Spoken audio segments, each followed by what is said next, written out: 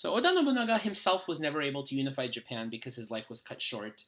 But he basically started the job that two other people would finish for him. Okay, and he if it weren't for Nobunaga, the process could not have ever been started because you needed somebody really strong to just get the ball rolling, and then have other people finish the job, finish the unification process for him. And most of Honshu, including Kyoto, the capital, is now unified, so it's easier to finish the job now. So Akechi Mitsuhide thought that he would be Nobunaga's heir and he would take over and unify the country, but he was a horrible leader. He was nervous all the time. He was politically, not politically savvy. And he from the day one, because Nobunaga's head was never found, he was paranoid that Nobunaga had escaped and that Nobunaga's coming after him.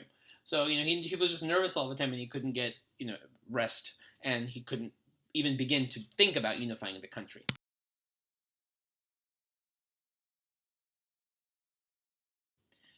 So in 1582, right after the assassination, one of Nobunaga's most loyal generals, named Hideyoshi, basically takes control of the Oda armies. He says, "You know what, Nobunaga, I'm kind of taking over as Nobunaga's successor. Please listen to me. Let's continue and finish the job." So the first thing Hideyoshi has to do is get revenge for Nobunaga's death, right? For what happened. So they attack Akechi Mitsuhide and his troops and completely destroy them. Okay, so Mitsuhide, of course, is beheaded, executed for what he did to Nobunaga, and Hideyoshi is able to avenge his master's death right away. So that's a big, big boost for his legitimacy, that he's the one who avenged the death of Oda Nobunaga.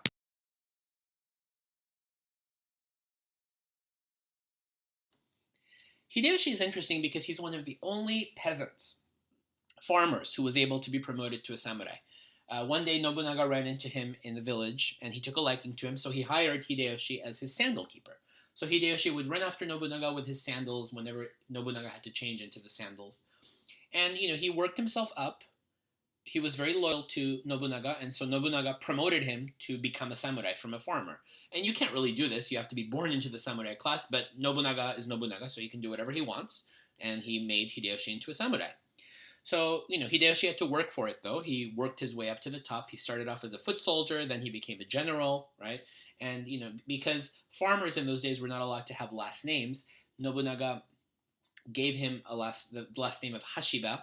And then Hashiba eventually, Hideyoshi changed his name to Toyotomi. So when they referred to the Toyotomi family or Toyotomi Hideyoshi, we're referring to Hideyoshi and his family.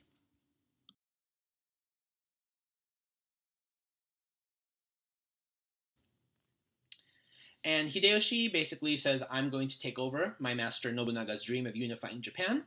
And the last thing Nobunaga did before he died was he was trying to conquer the western provinces and the western daimyo clans. That's what I'm going to do.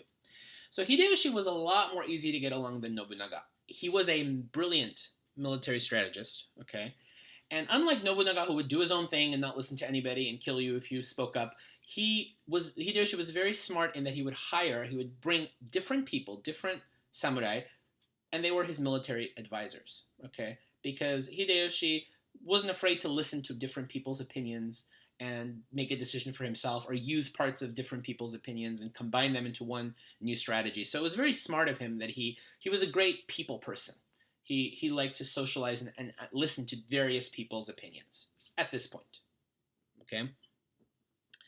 So he wasn't afraid to use political techniques to woo his enemies either. He was very politically savvy, kind of like retired Emperor Go-Shirakawa was, so that he would turn people against each other, try to coerce them and bribe them to get what he wanted. So, but these, being a people person, being this social butterfly, and having this political savviness to you, basically allowed him to finish unifying Japan. It would allow him to do what Nobunaga couldn't through brute force alone.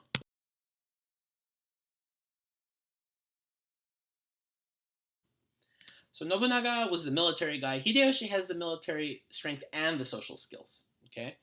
So Azuchi Castle had been destroyed after Nobunaga's assassination, but Hideyoshi's base was at Momoyama Castle, which he builds in Kyoto, a castle for him and his family.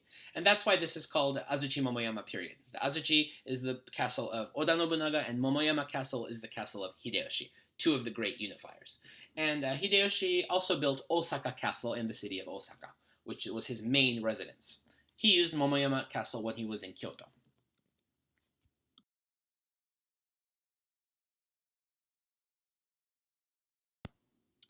So Toyotomi Hideyoshi was actually never allowed to become the shogun because in order to become a shogun, you had to be born into a samurai family, and he simply was not. Okay, so even though he was in his 50s, Hideyoshi thinks, okay, what can I do? I can't be shogun, but I want a title. Unlike Nobunaga, he was obsessed with titles. And Hideyoshi says, okay, well, what's the next best thing after a shogun? Oh, yeah, remember the imperial regents? I forgot about that title. Remember that? So Hideyoshi says, oh, that title was still around. I forgot about them. If I can't be shogun, maybe I could be regent. And that was still a no because Hideyoshi was not a member of the Fujiwara family. Remember, in order to be eligible for the title of Kampaku Imperial Regent, you have to be born into the Fujiwara family. And even Taira no Kiyomori couldn't become regent because he wasn't a Fujiwara. So even though he was in his 50s, Hideyoshi arranges to be adopted into the Fujiwara family. And now that he's an adopted Fujiwara family member, he's eligible to become imperial regent, which he accepts. So in 1587, Hideyoshi receives the title of imperial regent and begins wielding great power. So he didn't need to be shogun because he was a better title, imperial regent.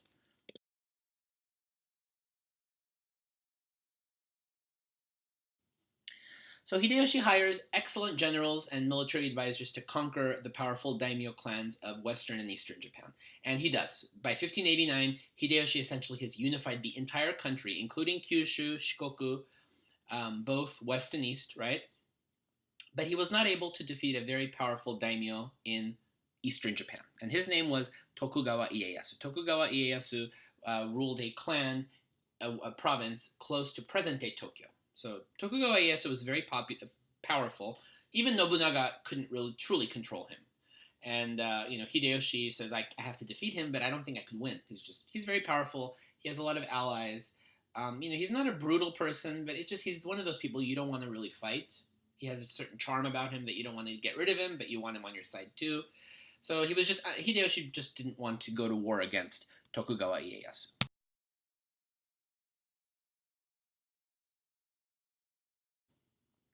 So Hideyoshi knew that there was no military solution to defeat Ieyasu, so he relies on a political solution. So Hideyoshi tells his sister, who was in her 50s and was already married, he says, okay, divorce your husband and please marry Tokugawa Ieyasu. And he asks Ieyasu, please, I'm offering you my sister, as a compromise, as a political as a kind of a peace offering. And Ieyasu says yes.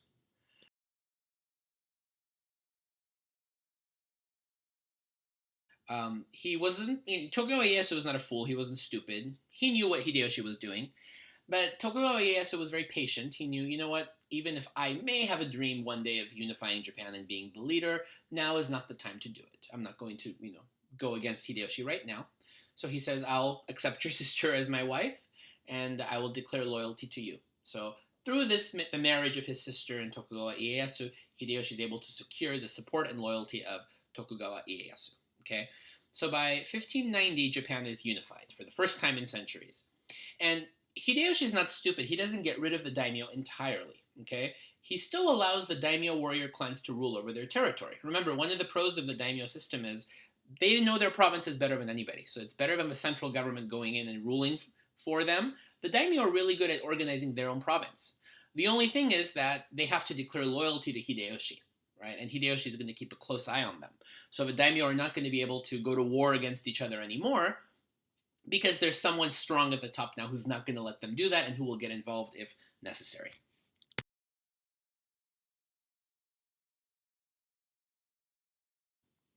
So the country is finally unified once again thanks to Hideyoshi. And so Hideyoshi says, now that I've finished Nobunaga's goal of unifying the country, I'm going to embark on a series of reforms to improve the country.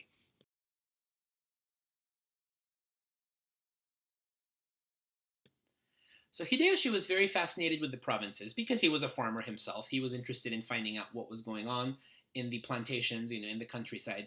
So he conducts a land survey, and this is kind of like a census.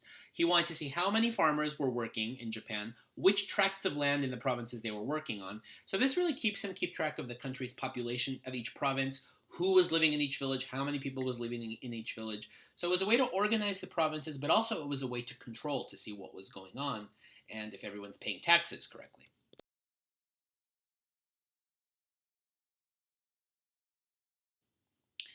To consolidate his power, Hideyoshi conducts a sword hunt. Okay, because Hideyoshi was had been a peasant. He didn't want any peasant to become a samurai like he did, and he was also afraid of peasant uprisings in the countryside. So he collects all swords or weapons that belong to peasants. He created a rule that states that only samurai could have swords. Okay? So he basically, if you're a farmer, you're not allowed to have any weapons because he doesn't want them to rebel against the government, so they're all collected. And he also collected excess firearms and swords of potential rivals and enemies. That means you could, even if you were a samurai, you could only have so many, and that was so they wouldn't ever go to war against him later. Hideyoshi was very paranoid about people challenging his rule, so this was a way to really consolidate power through the sword hunt.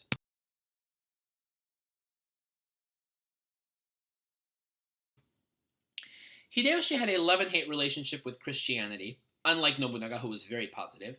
At first, Hideyoshi continues Nobunaga's legacy of supporting Christianity in Japan. In fact, he allowed 4 Christian daimyo from Kyushu to send their children, to send their young sons to Rome in the 1580s. They stayed at the Vatican and they learned about the Catholic Church and Western culture, and then they came back to Japan. This was a very big move.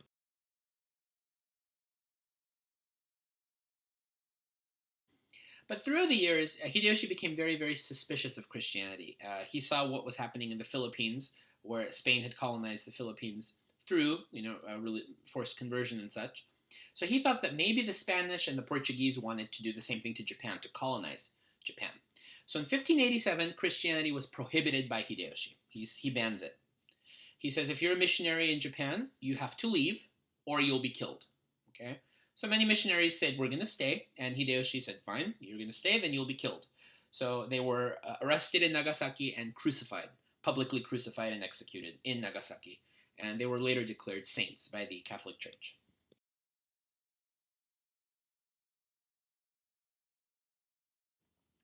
If you were a Japanese, this was the Portuguese missionaries who were crucified in Nagasaki. If you were a Japanese who had converted to Christianity, you were given a few options. You were allowed to either convert back to Shinto Buddhism, like before. If you refused, you had to leave Japan. Okay, they said if you want to stay Christian, fine, but you have to get out of Japan. So many left for the Philippines, because Philippines were under the control of Spain at that time, Catholic nation. So they escaped to the Philippines, and some refused to leave, and those who stayed behind were crucified with the Portuguese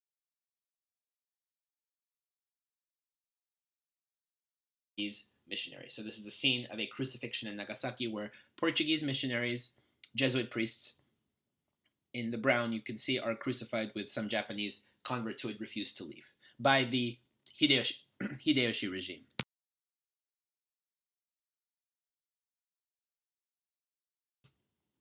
And this is the same scene, but a Western depiction of the crucifixions in Nagasaki from Western art perspective.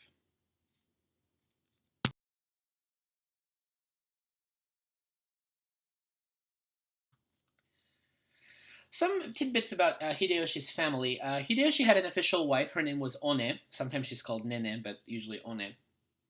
And they had been together since the time Hideyoshi was a poor farmer. He loved her dearly, but she could not bear children.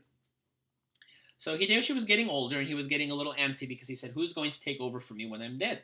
I don't have an heir. So he needed an heir who could take over after he died. So Hideyoshi takes a concubine, and he takes in a woman named Yodo as his concubine, and she was the niece of Oda Nobunaga's sister's daughter.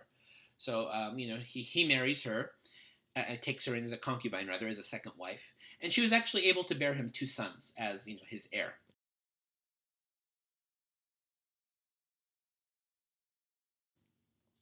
But the first son died of illness in infancy, and so he didn't survive. But the second son did survive, and the second son was named Hideyori, and he became the heir to Toyotomi Hideyoshi. Okay, so with an heir in tow, Hideyoshi says, I unified Japan. I have all these reforms to consolidate my power of the country. Now I have an heir who I want to leave something to. I don't want to just leave him Japan. I want to give him an empire. I want my son to inherit an empire.